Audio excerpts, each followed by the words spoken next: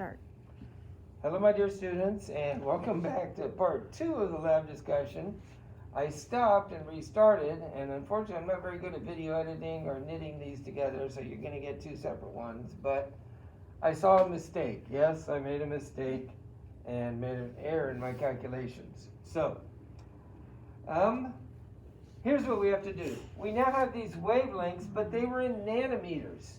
Okay, so we have to convert them all to meters so that we have consistent units.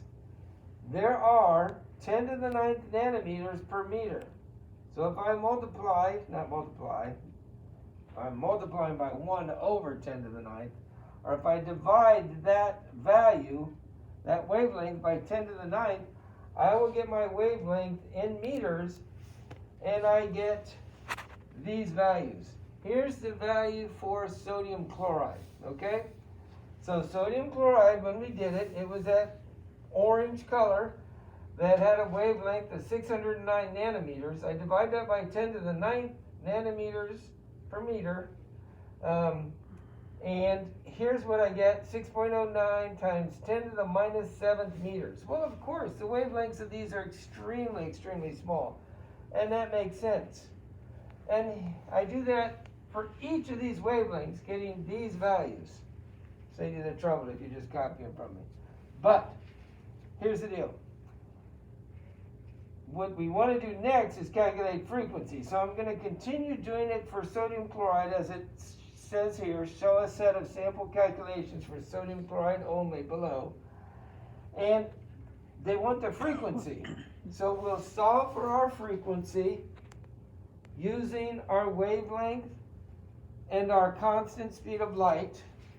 So nu, our frequency, I can't make a Greek letter nu, so I just wrote out nu, is equal to c, the constant speed of light, 3 times 10 to the 8th meters per second, divided by lambda. I can't make a Greek letter lambda, so I just wrote it out, but the constant speed of light is 3 times 10 to the 8th meters per second.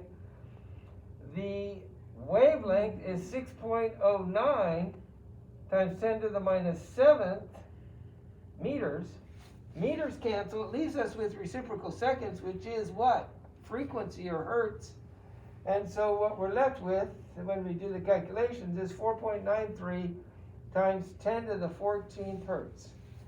So those light waves are very small wavelength, but they come at you very quickly, a lot of them impinge every second. And now, using Planck's equation, which is energy is equal to Planck's constant times the frequency, or nu, we use Planck's constant, 6.63 times 10 to the minus 34th joule seconds, times 4.93 reciprocal seconds, 4.93 times 10 to the 14th reciprocal seconds. The seconds cancel, leaving us with joules. That's a measure of energy. That's the SI unit for energy. We get 3.27 times 10 to the minus 19th joules. If you go through, sit with your calculator and do all these calculations, you will get the following values. You may need to freeze, do a screenshot, blow it up, I don't care. Or ideally sit and calculate all these yourself. But you will get these energies. I want to point out one thing here, and that is the red wavelengths, the long wavelengths like lithium chloride, have much lower energies than the short wavelengths in the blue and the purple. Almost half as much energy as, for example, the purple carries. This is the energy, by the way, per photon. So, not a lot of energy, 10 to the minus 19th joules, but think about how many photons are actually falling, and then it adds up. So, I'm going to move on to the next part of our lab. It asks us to examine the spectra for helium, hydrogen, and mercury, and they show you the line spectrum for helium right here, along with carbon. And when we looked at it, we didn't quite see all of these, but I'm picking out some of the major ones. And there's a purple, a blue, let's see, that's my helium, yeah, okay. So there's a purple, 2 blues, a yellow, an orange, and a red.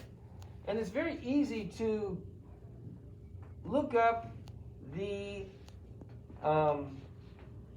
wavelengths of those lines, and that's what I did. And they are at 390, 470, 502, 588, 668, and 707 nanometers, with the highest energy down here in the purple. When we looked at mercury, there are a number of lines, but when I looked through our spectroscope, our spectrum analyzer, where we got the line spectrum, I, with my old eyes, could see 3 main lines, so that's what I kept it at. Plus, it's less work to do. There's some more, but in mercury, I clearly saw a purple, green, and orange line, and that purple is at 405, that green is at 546, and I'm not so sure, but the orange, I think I looked it up, it said 691 nanometers. We'll just go with that. That value seems pushed down into the red. I'm wondering if when I looked it up, the book I looked it up in, if that should have been 619, if that was a typo, because that seems awfully long wavelength for an orange line. Show you what I mean with the next one. Oops, I don't know how that happened. In here with the spectrum for hydrogen, there's a number of lines. I want to say we're supposed to see 4, but I saw 3 very clearly. Purple, blue, and red. The purple was 434. The blue, if you look it up, is 486, and the red is 656. You can see orange should not be longer than the red. But those are the values that I got without going into too much detail and research.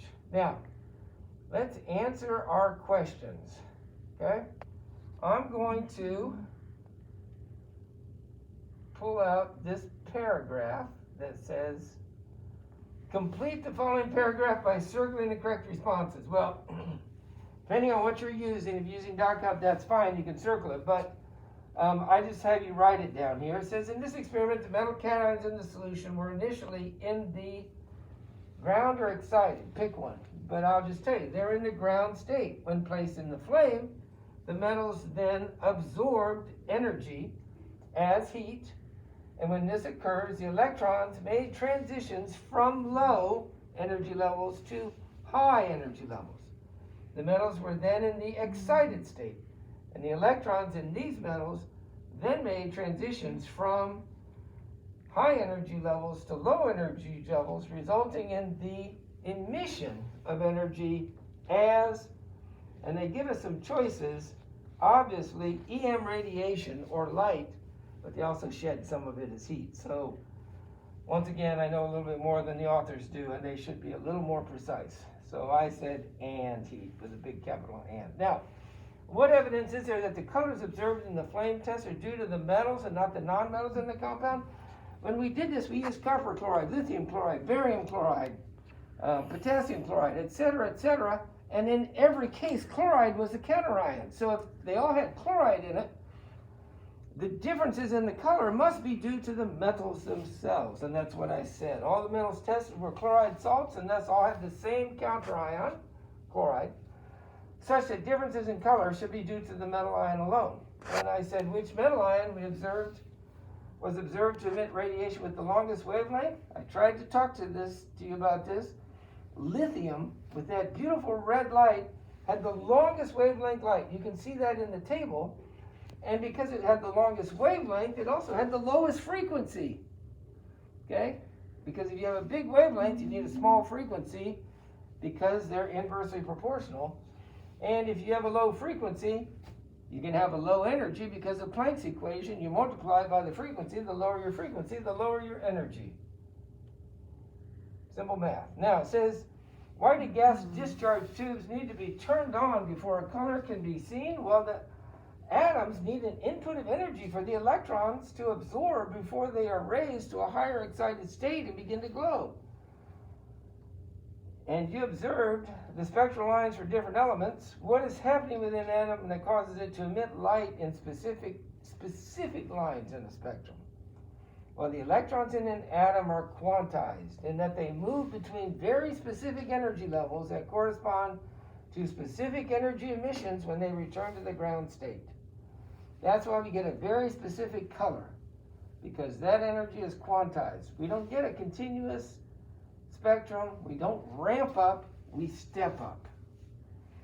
And that's the take home for the quantum model of the atom. Now, why do different elements have different emission line spectra?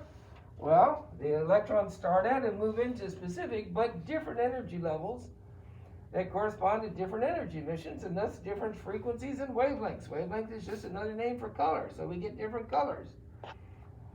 Depends on what orbital they're in and what orbital they go to. So,